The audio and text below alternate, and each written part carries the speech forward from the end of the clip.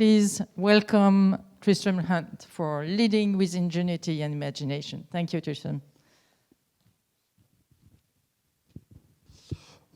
Well, ladies and gentlemen, it's a great pleasure to be with you here this morning, both as a South Ken colleague and as a language customer, although Brigitte and I have more work to do. But I want to begin by saying on behalf of the trustees and the staff of the Victoria and Albert Museum that our thoughts go to Samuel Paty and his friends and family for the horrific crime committed there. And as I hope to say at the end of this presentation, that the values and principles of the V&A around freedom of thought and discussion and debate are absolutely what Monsieur Paty sought to instill in his students. The history of the V&A is, as many of you know, intimately connected with France. Indeed, in the late 19th century, most of our curators were furiously trying to inject some French culture into the British collections. But at the heart of our collection is the extraordinary gift by Auguste Rodin of the sculptures, celebrating, in many senses, the sacrifice of British and French troops during the First World War, which still stand in our sculpture galleries. We also have, and this took me some research to find, that if any of you are missing the great Parisian landscape, and particularly your Eiffel Tower, that the V&A is home to the world's greatest collection of paper model Eiffel Towers. And you are all very welcome to come and see them. So we meet in difficult times, and what I want to talk today is about how ingenuity and imagination at the V&A, these two words, have driven the mission of the institution for the last 160 years. And now, for those connected to business and marketing, sit at the heart of our brand. And had we had this discussion at the beginning of the year, I would be in a warm glow of the V&A's record-breaking year, 4 million visitors, the beautiful memory of Christian Dior and what he brought to the museum, unprecedented retail sales. But now, sadly, along with many of our other colleagues in the cultural sector, we look at a very, very different landscape in terms of the impact and some of the slides that we saw earlier about the fall in UK GDP numbers are also reflected here in the fall of visitor numbers. And right around the world, we're seeing museums have to respond to this. The Musée Rodin is selling off some bronze cast editions of Rodin's sculptures. The Royal Academy in London was recently urged by some of its curators to sell part of its collection. And the Brooklyn Museum in New York City is selling large parts of its collection in order to restore its finances. One of the challenges, particularly for UK museums, in contrast to some of our colleagues on the continent, is that in the last 10 to 15 years, we've built up a very successful, highly commercial model for museums, that we have reduced dependence upon state support through exhibition programs, through retail, through catering, through events. And so when a commercial crisis hits cultural institutions in the UK, we find ourselves much more exposed to the consequences of that than some of our colleagues on the continent. And so we have to rethink how we approach our business model over the coming years. And one of the cases we're making to ministers is how, in a sense, we move towards a more continental model of support for our cultural sector. And thankfully, the government has stepped in with strong levels of support, and that allowed us to reopen in a socially distanced way. And the British love of queuing has now generated a whole new infrastructure to support it in a socially distanced way. And so we reopened on the 6th of August after the longest period of closure in our history, with all the kind of safety precautions that you would expect. Whilst we were closed, we did a great deal of work online, and again, when we think about some of the long-term changes for cultural institutions, the mix of the digital and the physical is something that is not going to go away. When we think about digital offerings for exhibitions, when we think about what members and supporters will expect in terms of digital. But we also discovered that nothing beats the physical, that nothing beats that sense of connection, of standing in front of the object in an important civic space. And even though we've all discovered more digital culture, we've also realized the importance of being present together in the face of great art and culture. And again, if there's anything to come out of this, there is a sense of valuing and learning of the importance of the physical in culture. When we reopened, I was also very keen that we didn't have a specific route, that if you came to the V&A and wanted to sit just in front of the Ardebil carpet for 2 hours or look at metalwork for 60 minutes, you didn't have to follow some prescribed path. Because I feel we've all been told what to do for the last 7 months, either through algorithms or predictive capitalism, and if you like this, you'll like that. Or you can come to the V&A and not like an awful lot and just like one thing and spend some time with it. And again, that ability to have the freedom to enjoy that seemed to me very important. During our period of closure, we also reflected upon the extraordinary global movement around Black Lives Matter. And one of the elements that we'll be focusing on in the future is to ensure that our collections, our programming, our workforce is more reflective of the diverse community that we serve. And as we go through the nature of our collections, that we foreground the work of Black designers and makers more effectively than we have done in the past. And I'm happy to come back to this at the end. So what I'm going to do now is just bring you up to date with some of the recent work at the V&A. And if everything goes well, we've got a short film to show you.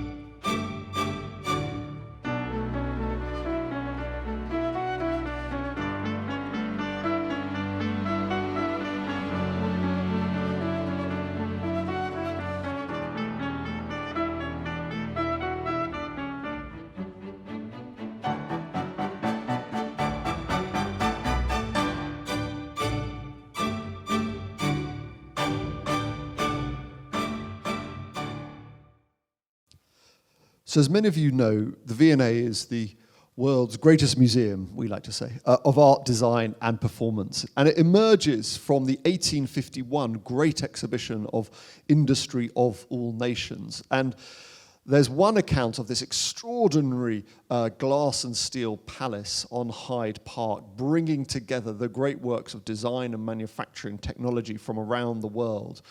On the one hand, as a celebration of British industrial and imperial might, but really born of fear.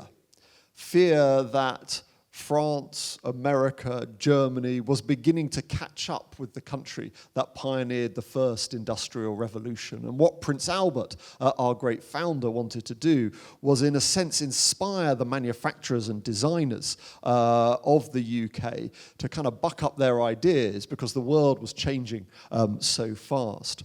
And out of the Great Exhibition comes the South Kensington estate, comes Albertopolis, in which we are proud to sit today. So south of Kensington Palace, in South Kensington, Brompton, which was a landscape of nurseries and fields, was laid out as a cultural campus, as a cultural quarter of learning and education and science and culture, to make sure that the spirit of 1851, the spirit of that great exhibition, lasted through the centuries.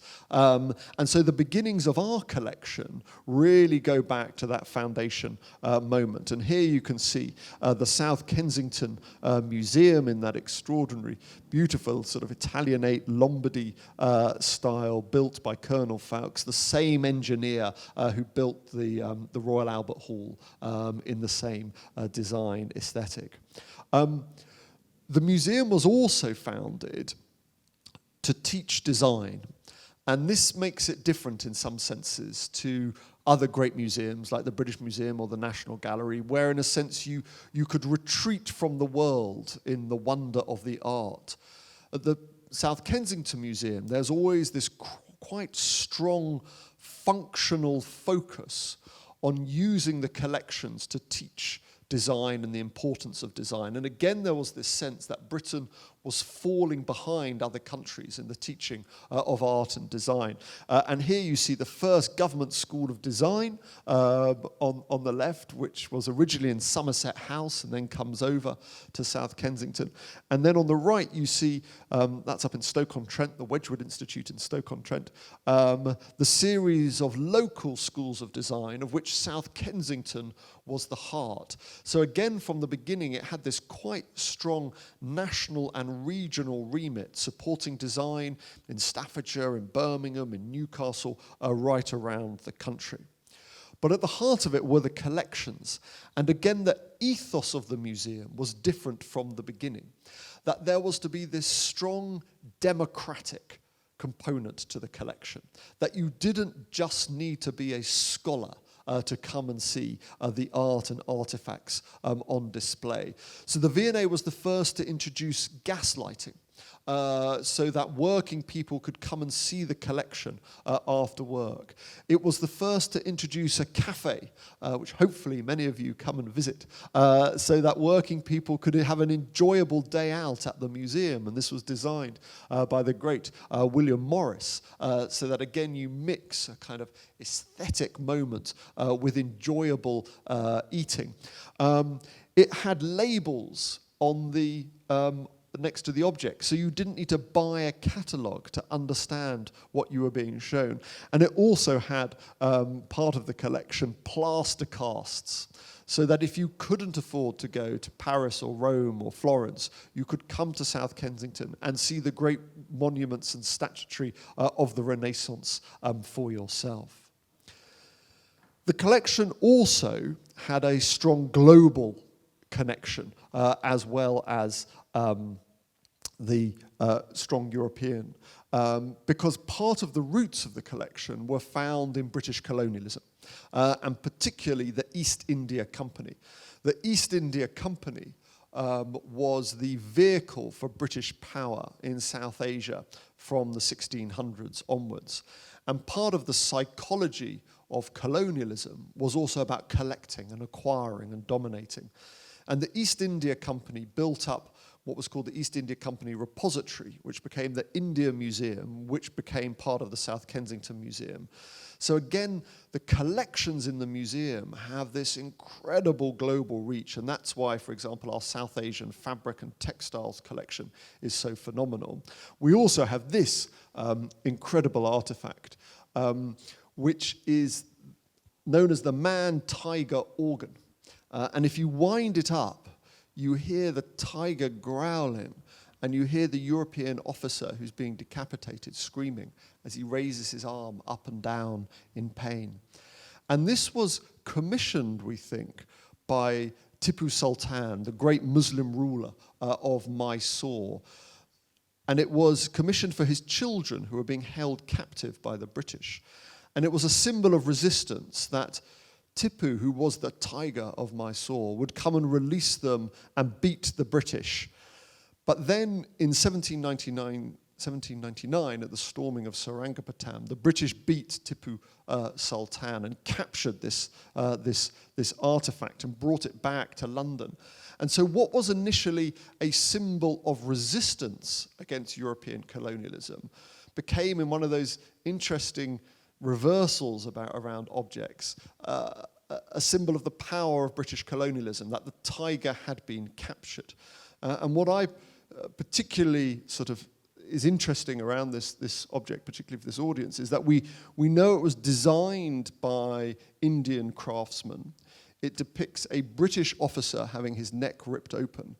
But we think that the mechanics of the musical organ were designed by a French engineer. So in one object, it brings together the kind of European, South Asian tensions of the late 1700s. So what of the V&A today? So as I said, before the arrival of COVID-19, we were pretty buoyant and confident. Our Dior exhibition had done tremendously well, and we so enjoyed working with the House of Dior. V&A Dundee, our museum in Dundee in Scotland, in the top right, Scotland's first museum of design had opened, designed by Kengo Kuma. Our plans for East London, Stratford, for the Queen Elizabeth Olympic Park, a new museum there as part of East Bank in the youngest, most diverse part of the city, were proceeding well. And our education programs, working on teaching young people around design, were going well. But 30 years ago, it was a very, very different story. Then the V&A was often described as the nation's attic. A rather stuffy institution with fewer than 1 million visitors a year. One of my predecessors described the collection as being like a very capacious handbag.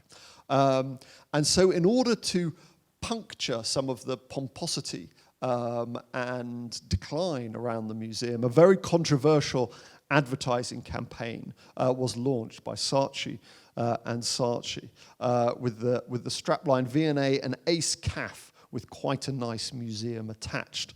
And where else do they give you 100 million worth of objets d'art free with every egg salad? And this was regarded as a terrible, in a sense, destruction of the brand, of what was important for the museum. And it certainly inflamed critics, but it began in an important way, nonetheless, to shift some of the thinking around what the museum should and can do. Today, our branding is much more celebratory of the history and identity of the museum. And there are two words we come back to: ingenuity and imagination. Our role is to showcase 5,000 years of human ingenuity explored through 2.7 million objects to spark the imagination of creatives and everyone today. And again, it's that quite functional idea that the collections have a purpose, that the collections have a meaning, that they showcase great ingenuity to spark imagination today. And what's very interesting is that even today, 40% of visitors to the V&A describe themselves as from the creative industries. And so this notion of the collection being a source book or treasury to inspire artists, engineers, designers, fashion designers today retains that real signal importance. And when you speak to great artists around Europe, just going and wandering through the V&A to be inspired is a really, really important part of what we seek to do as a museum. And as a kind of business, we have to think very carefully about all of the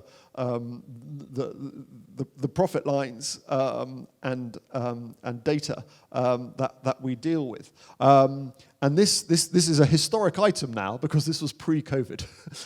So we look at the visitor numbers in the top right of this year against last year. We looked at our exhibition because the exhibitions drive not only income in terms of people paying to come to the exhibitions, but if you can't get into the exhibition, you become a member.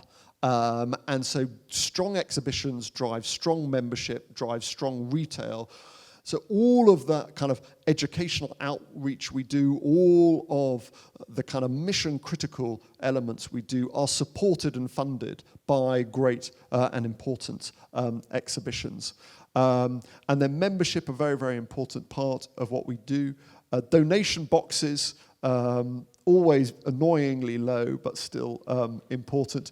Gift aid, very, very important, adding on to your ticket price and retail. And that was the kind of ecology of a successful high-functioning museum in London before the impact of COVID. And as I said at the beginning, we're going to have to think about how we have a different model in the future, given the economic hit. And it seems to me that we're not modeling to be back to our pre-COVID numbers before 2023, that this is going to be a long haul.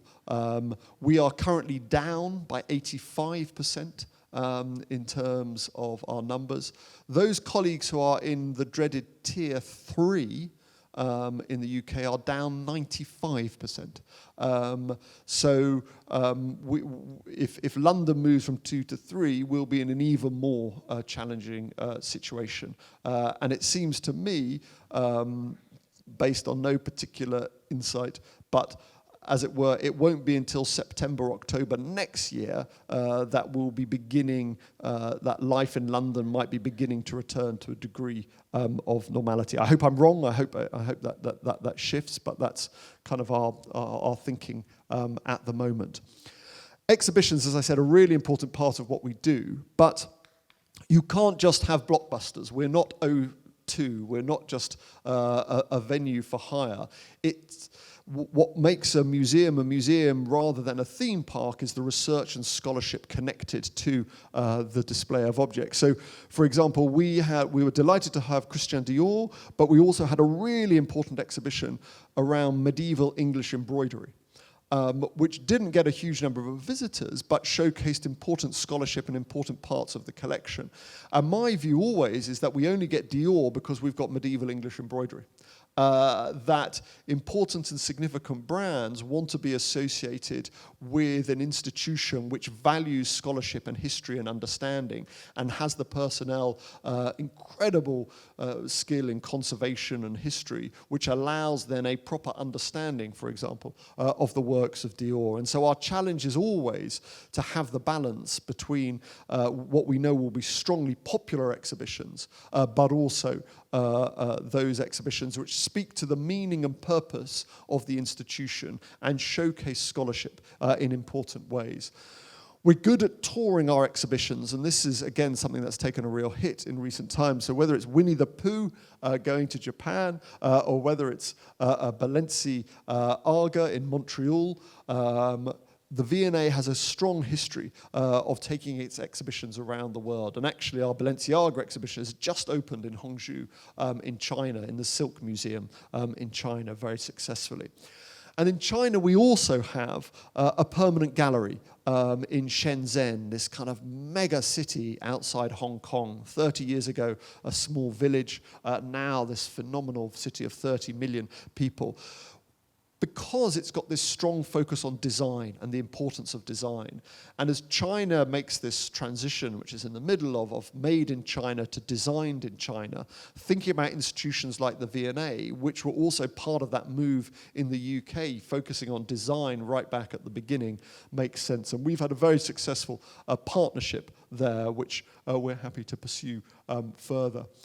We also sent David Bowie around the world. Bowie was one of our great exhibitions, and he has traveled seeing millions of people. And I think this is really important to go back to the introduction about soft power. That a lot of people see an image of Britain which is mostly around Downton Abbey or remains of the day, and to have an image of Britain which is about creativity and innovation and relentless modernization. I mean, the story of Bowie is a story of reinvention and relentless reinvention, and the impatience of the artist pursued through design and music and fashion. And it's important, it seems to me, that we highlight that. Let me finally touch on some of the issues we're wrestling with in terms of the future.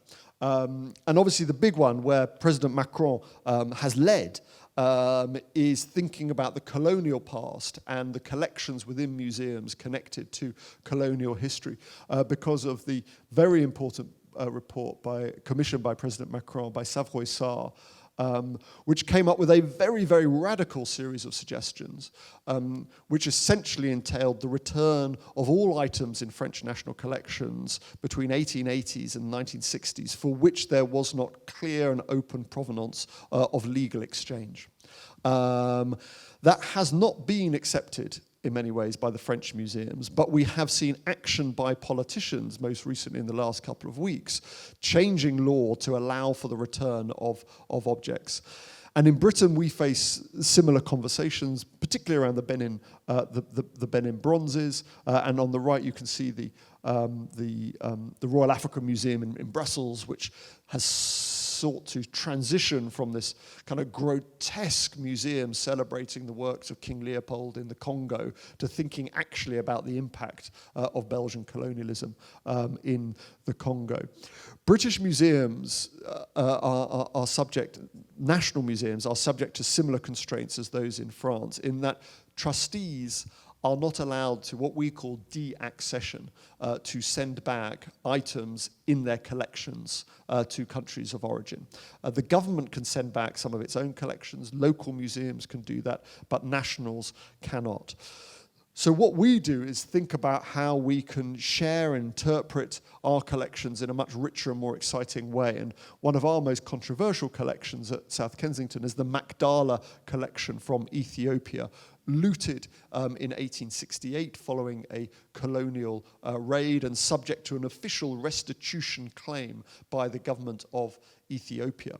And so in the absence of being able to return these items, whether one wants to or not, what we're doing is thinking about how we can work much more closely with colleagues in Addis Ababa to think about how we share these on a long-term loan so that these would return to Addis, still remain the property of the V&A, return to Addis on a long-term loan, come back to London, build up a stronger and richer partnership.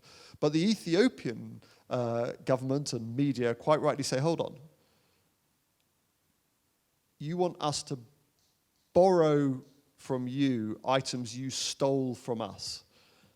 And at the moment, we have to say yes. That's the only legal pathway at the moment. And so we keep these conversations going. And in this collection, we were very clear about the history of the provenance of these items, about how they came into the collection. And in 1871, the British Prime Minister, William Gladstone, said that these items should not be in British museums, that they should be returned to Ethiopia. And so that conversation has been going on for a long time, and rightly, colleagues in Ethiopia are frustrated by that. So we're keeping working on that. We're also looking, and again, this is an issue very live at the moment, in terms of how slave wealth has entered the collection, how money made from slavery has endowed items in the collection and led to the purchase of items which are then within the museum. And we worked in terms of the scholarship and then artistic reflections around that. And we've hired actually a dedicated provenance researcher to go through and really look at the items, not only because of our legal obligations around Nazi spoliation and Nazi provenance within the collection, but also colonial and slave-owning wealth. And what's so interesting, as always, is how you have multiple lives of the objects, and how, when you trace the histories of these objects, for example, we have in our Japan gallery something known as the Mazarin chest, because Cardinal Mazarin commissioned it in the mid-17th century. Then a slaver called William Beckford purchases it in the late 18th century, and then it comes into the collection. And so in a moment of its life, it is connected to slave-owning wealth, but it has a much broader life on either sides of that moment. So all of that is around the history and the research and the scholarship, which is enormously important. And to my mind, that's why I'm so passionate about working at the Victoria and Albert Museum, because it is this focus on education. It is this, which is different to other museums, that making sure the collection is, in a sense, working, particularly for young people. And in Britain, we have this real challenge around young people in state secondary schooling in non-metropolitan areas who are having creative education stripped out of the syllabus. That we've seen this terrifying fall in art, design, music, drama, in terms of our education curriculum.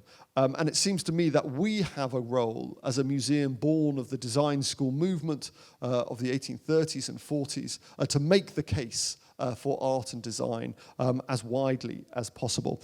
And one of the projects we're also involved in is our beautiful and wonderful museum in East London, the Museum of Childhood in Bethnal Green, and reworking that as a place to celebrate the importance of play and imagination and design in the early years, and to celebrate the neurological importance of play and how museums should be supporting play as an important component of what we do.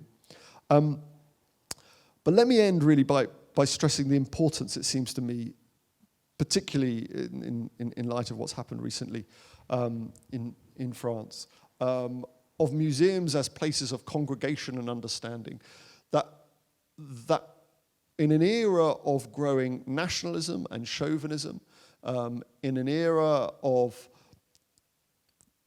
distrust around media and truth, in an era of ever stronger identity politics, museums which tell the story of cosmopolitanism, of migration, of exchange, of adaptation, of debt, of obligation, seem to me more important than ever. I felt this before COVID, and I feel this even more after COVID because of the human component to it, that we are, for all our faults, for all our historical faults, interpretive faults, all of the challenges we face, trusted civic spaces where people can come together and understand themselves and their communities in history.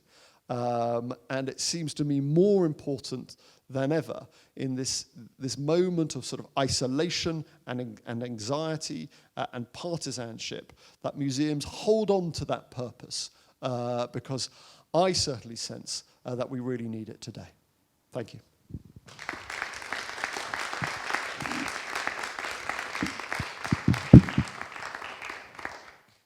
Thank you very much, Tristram, for this very inspiring presentation. We share all your commitments, I'm sure, and we feel there is so much demand of culture education right now and being together as well. So we have a couple of minutes for questions. Any thing that either in our audience online, I know that Clémence is waiting for the questions and on side. Yes, please. You mentioned that the backbone of your audience is coming from the creative industry. But on the other hand, how do you engage with less famous people?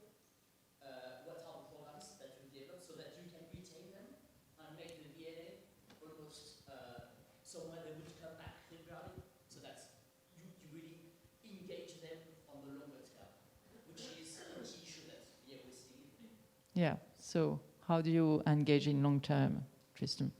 Yes, I mean, we can't just be a museum for the creative industries, because this is a national collection. I was previously a politician, and as a politician, you're always kind of, you rightly return to your constituents' minds about them paying their taxes to support various endeavours. One of these is the collections in national museums. So we have a very, very strong families programme. We have a very, very strong education programme in its broadest sense.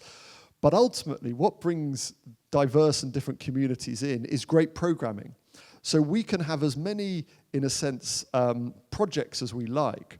But when we look at the analysis of different income groups and across the country coming into the museum, the most progressive exhibition we put on was the most expensive, which was Pink Floyd. And we got more communities from parts of the country which do not come to the V&A normally, because they wanted to see an exhibition that they connected to. And so we have to be, and it wasn't about money, it wasn't about, those kind of barriers, it was the subject matter.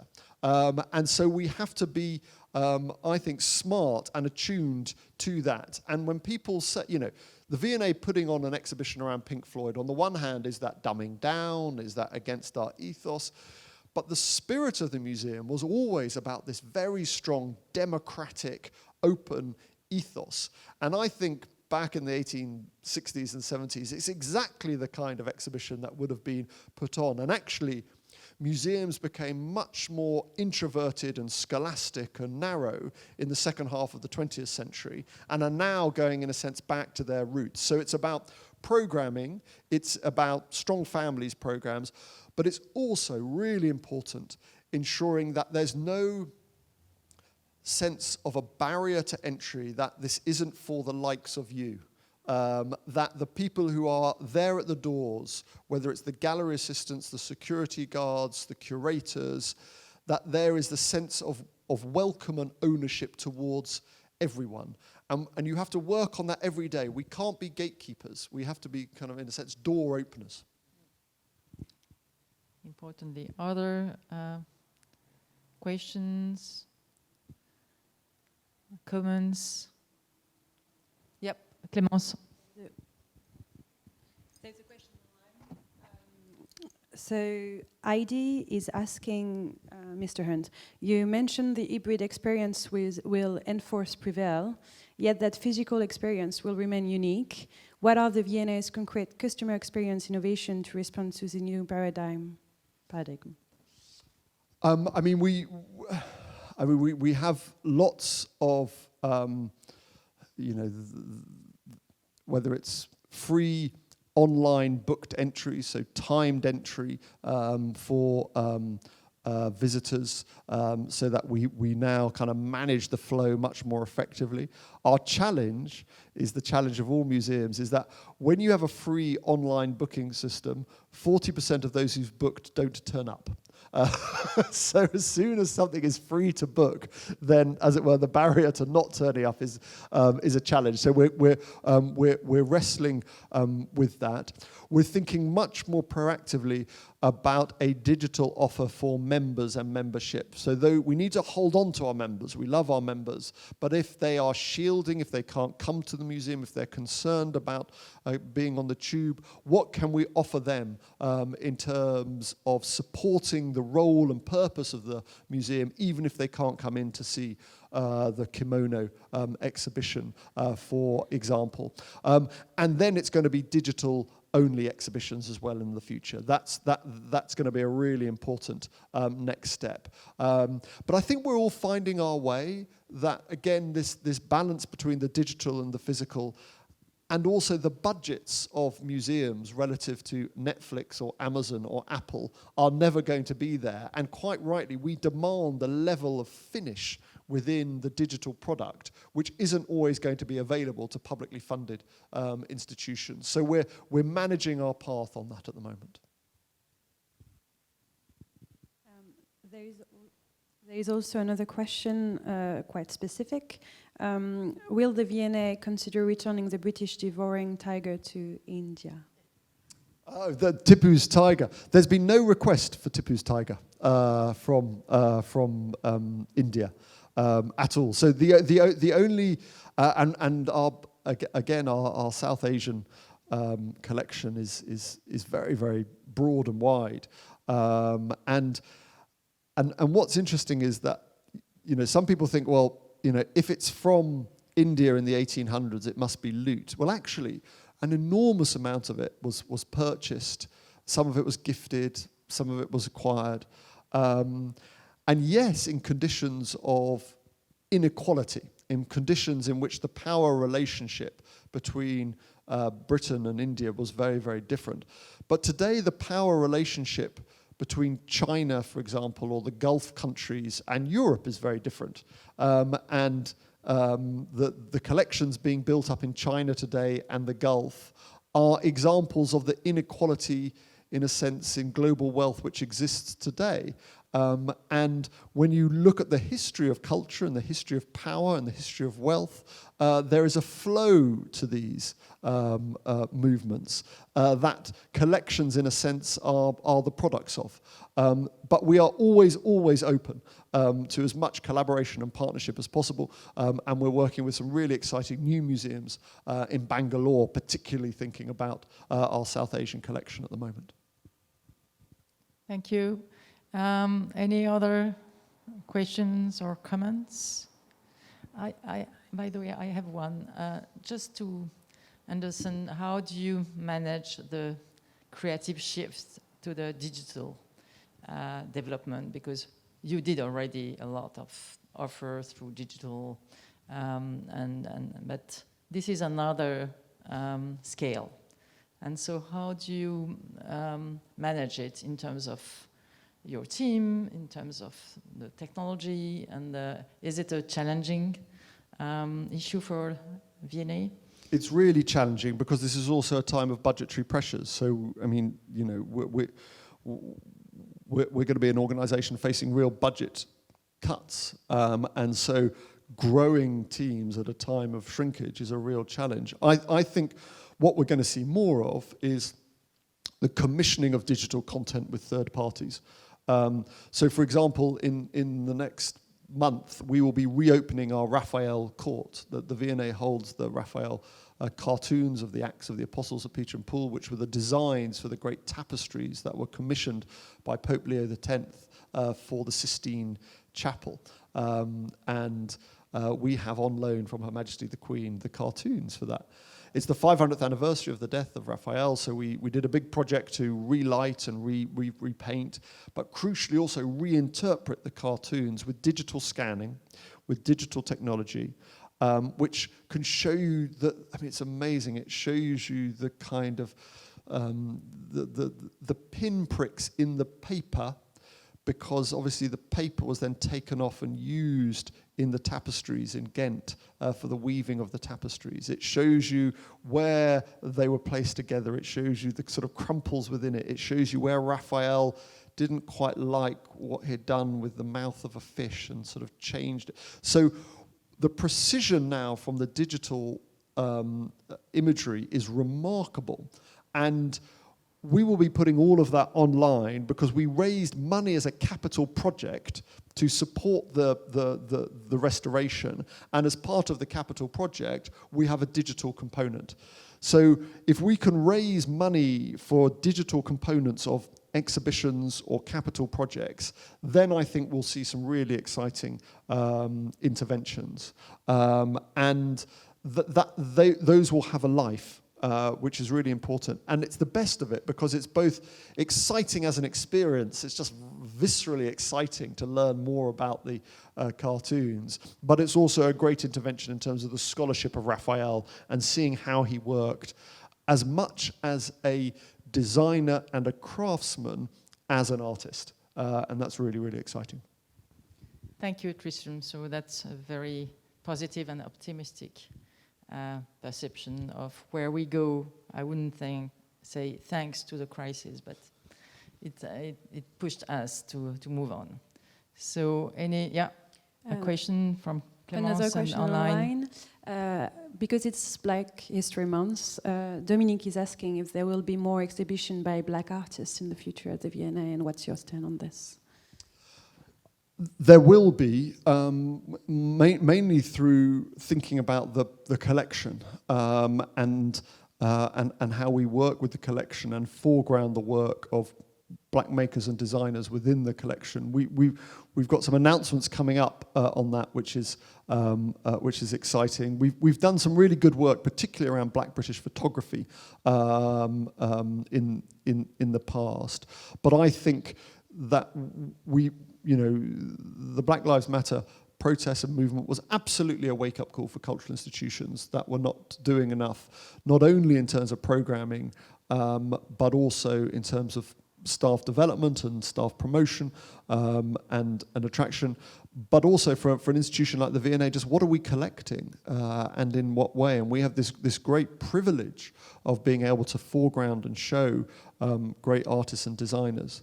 What we're also doing, and this is slightly longer term, but our project in East London, in Stratford, is amongst the youngest, most diverse, fastest growing communities in the UK.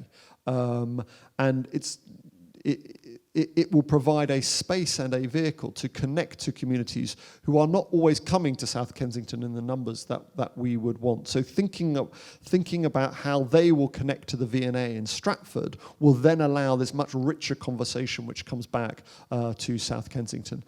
So we have more projects in the pipeline which I can't yet announce, but also a broader kind of strategic project to connect to communities who do not feel that they have been particularly well served by museums thus far. Thank you, Tristan. So I have Jacques Gabillon, who is one of our trustee from the French Institute, and I didn't quote it, but thanks to the trustee, we are here in this nice Mediathèque, but also in all our spaces. So thank you, Jacques, being here. I can just hold the micro. Quick question. Thank you for a great speech.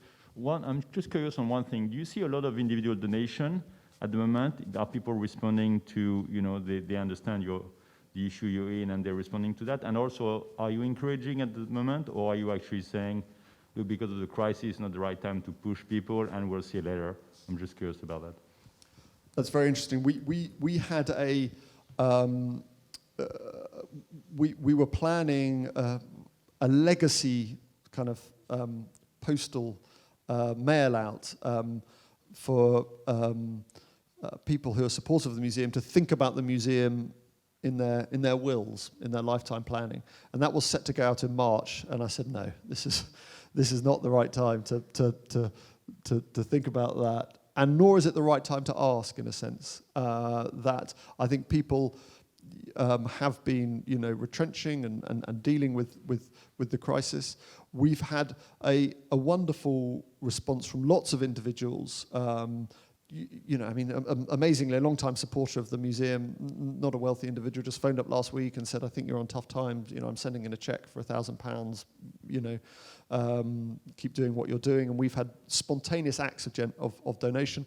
But we've also seen a massive fall in, our membership numbers, partly because of it's the anniversary of Dior, and lots of people join simply to get into the exhibition, and that's fallen away.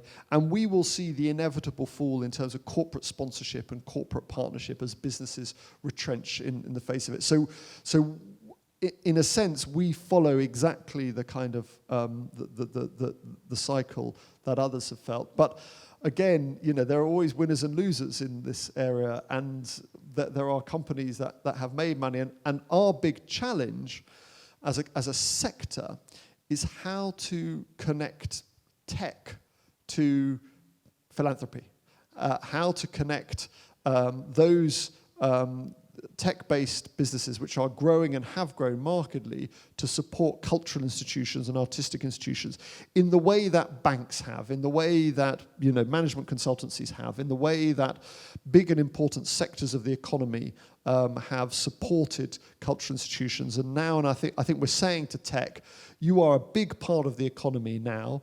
Guess what? You used to like having your staff in big cities. You liked having the creativity. Well, that only comes from institutes like this, museums, cultural centres. We're part of the ecology of creativity that supports great businesses, and we would like to open a conversation about how you might support that in the future.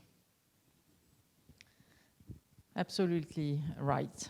We'll have to push on that. Thank you, really, Tristram. Another one? Okay, let's go. Clémence?